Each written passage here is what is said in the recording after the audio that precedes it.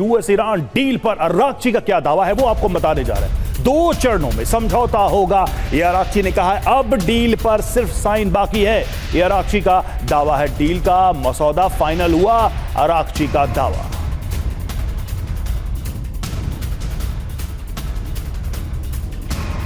तो ईरान के विदेश मंत्री अब्बास अराक्ची ने दावा किया है 14 सूत्री समझौते पर सहमति, एटमी डील पर सहमति बाकी है, आखिरी चरण में बदलाव संभव है। उनकी तरफ से बताया गया कि 14 सूत्रीय समझौते पर सहमति हुई है, एटमी डील पर सहमति अभी बाकी है, वहीं आखिरी फेज में बदलाव हो सकता है। और देखिए, डील पर अराक्ची की चेतावनी भी आई है, डील की शर्तों से छेड़छाड़ मंजूर नहीं होगा और हिजबुल्लाह का साथ नहीं छोड़ेंगे, यह भी अराक्ची ने कहा। लेबनान में सीजफायर जरूरी है, अराक्ची ने यह भी कहा है। डील पर ईरान का प्लान क्या है, अब ये भी जान लेते हैं। विदेश मंत्री अब्बास अराक्ची ने बयान दिया, लेकिन इस बयान के मायने क्या हैं, वो क्या कहना चाह रहे हैं। 2 चरणों में समझौते हो सकते हैं, उनकी तरफ से बताया गया कि 2 फेजेस में समझौते हो सकते हैं। अराक्ची का क्या बयान, उसके मायने क्या हैं। 2 फेजेस में समझौता हुआ तो इसके मायने ये है कि यूएस में बातचीत होगी, यूएस से तो सहमति भी संभव है। अब डील पर साइन होंगे और मसौदा फाइनल हुआ है, ये बताने की कोशिश उन्होंने अपने बयान के जरिए की है। तो डिजिटल साइन होंगे, सिर्फ डील का ऐलान अभी बाकी है, ये भी उनकी तरफ से बताया गया अपने इस बयान। सेकेंड फेज में एटमी डील हो सकती है, विवादित मुद्दा अभी के लिए टाल दिया गया। इसका सीधा सीधा मतलब तो यही है, अभी उसको इंक्लूड नहीं किया गया। प्रतिबंधों पर आखिर में बात होगी, पाबंदियों में ढील की शर्त हो सकती है कि इसमें हो, यानी कि थोड़ी बहुत रियायत दी जाए, लेकिन प्रतिबंध पर अभी कोई खास इसमें डेवलपमेंट दिखाई नहीं दे रहा है, यानी कि थोड़ी राहत। अब संदीप जी, डील में ढील देकर यह डील हो जाएगी क्या?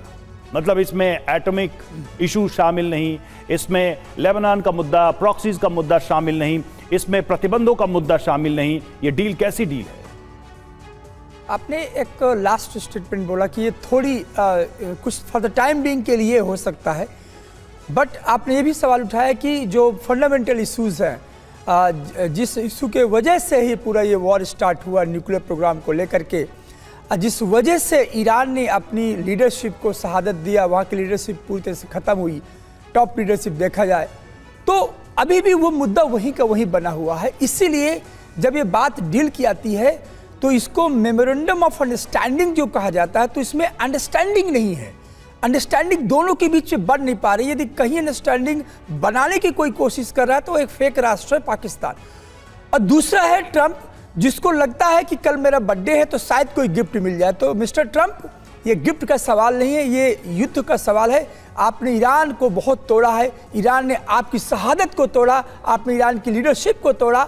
अब इस सवाल पर जब ये होता है कि ये जेनेवा पर डील होने वाली है, तो जो अहम मुद्दा है न्यूक्लियर प्रोग्राम को लेकर के, जो ईरान कहता है कि ये हमारा यूएसपी है, इसको हम नहीं छोड़ेंगे, अमेरिका कहता है कि इसको खत्म करके रहेंगे, यही तो बाइनरी। लेकिन संदीप जी, मेरा सवाल इसलिए था कि भाई अराक्ची ये भी कहते हैं कि हम हिजबुल्लाह को नहीं छोड़ सकते, हॉर्मुज पे कंट्रोल नहीं छोड़ सकते, ईरान के न्यूक्लियर प्रोग्राम को हम नहीं छोड़ सकते, तो फिर ये किस बात की डील है? जंग की शुरुआत ही इसी मुद्दे से हुई थी। इसीलिए सवाल उठ रहा है कि इस डील में क्या सिर्फ टाइम बाई करने की एक और कोशिश दोनों तरफ से की जा रही है। और देखिए, अमेरिका ईरान करीब 6 मुद्दों पर सहमत है। कौन कौन से मुद्दे हैं? चूंकि इसकी बात हो रही है, उन मुद्दों पर भी गौर करें। 60 दिनों का युद्ध विराम लागू हो जाएगा, इस पर सहमत है। हॉर्मुज स्ट्रेट तुरंत खोला जाएगा, एक ये सहमति दिखाई दे रही है। ईरानी बंदरगाहों से यूएस नाकेबंदी हटेगी, ईरानी फ्री संपत्ति पर स्थिति फिलहाल साफ नहीं है। यानी कि जिन बिंदुओं पर सहमति है उनमें भी अगर देखा जाए तो बहुत लॉन्ग टर्म इसमें किसी पीस की गुंजाइश कम ही दिखाई दे रही है। ईरान के बीच एमओयू की बड़ी बातें क्या हैं, ये आपको बताते हैं। यूएस ईरान के बीच एमओयू साइन हो सकता है, लेकिन इसकी बड़ी बात है, ईरान के पास मौजूद अमेरिकी सेना हटाई जाएगी। इसके साथ पुनर्निर्माण के लिए $300 अरब की योजना भी है। वहीं ईरान पर लगे तेल निर्यात प्रतिबंध हटाए जाएंगे। सीज की गई संपत्तियां ईरान को वापस की जाएंगी, जैसा ईरान की तरफ से मांग उठाई गई है। लेबनान में इजरायली सेना हवाई हमले रोकेगी, यह भी ईरान का एक मुद्दा है। ईरान स्ट्रेट ऑफ हॉर्मुज में नाकाबंदी हटा देगा, अमेरिका की तरफ से जोर दिया गया। ईरान के एटमी मिशन पर 60 दिन बाद बातचीत होगी। प्रस्ताव में ईरान की संवर्धित यूरेनियम की मांग नहीं है। बैलिस्टिक मिसाइल मिशन का भी कोई जिक्र नहीं है।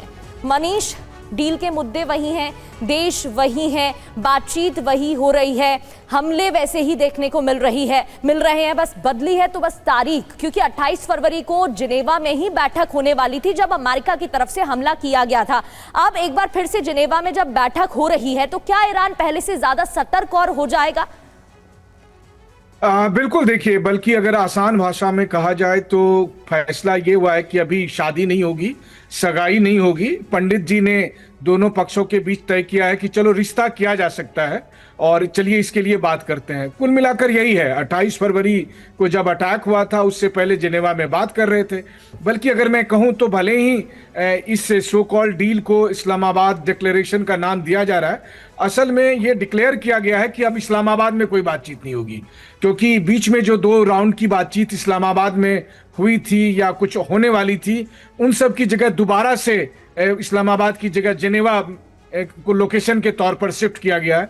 बस इतना सा प्रोग्रेस है। अदरवाइज अगर आप देखिए तो 7-8 अप्रैल से जो सीज फायर है उसमें हम देख रहे हैं कि 25 मई से सीज फायर लागू होने के बाद भी लगातार स्ट्राइक हो रहे हैं अमेरिका और ईरान के बीच में, ईरान के द्वारा गल्फ कंट्री के अगेंस्ट या फिर इजराइल के अगेंस्ट। और आज भी जो है सो अमेरिकी सेंट्रल कमांड और IRGC लड़ते भिड़ते आ रहे हैं।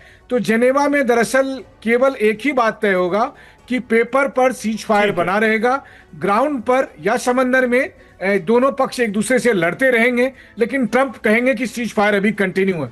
सिवाय इसके कोई और प्रोग्रेस होता हुआ दिख नहीं रहा है। बल्कि एक बात और ज्यादा खतरनाक हो रही है कि अब इजरायली सीरियसली ये सोच रहे हैं कि अमेरिका के बगैर अगर इस युद्ध को आगे बढ़ाया जाए तो कैसे बढ़ाया जाएगा, उसकी कैसे तैयारी करनी है, उस दिशा में आगे जा रहे हैं। अगर ऐसा हुआ तो आने वाले दिनों में ट्रंप के पास वो कार्ड नहीं होगा जहां पर वो नेतन्याहू को रोक पाएंगे। जी मनीष, आपने आसान भाषा में समझाया कि चलो रिश्ता तय करने पर सहमति बनी है, अब देखना है कि ये पसंद की का रिश्ता बनता है या वो जो हमारे आपके बिहार में कहते हैं पकड़ुआ विवाह, क्या उसकी तैयारी चल रही है कि कैसे भी पकड़ के कर ही डालो। तो देखना होगा कि ये रिश्ता किस तरह से आगे बढ़ता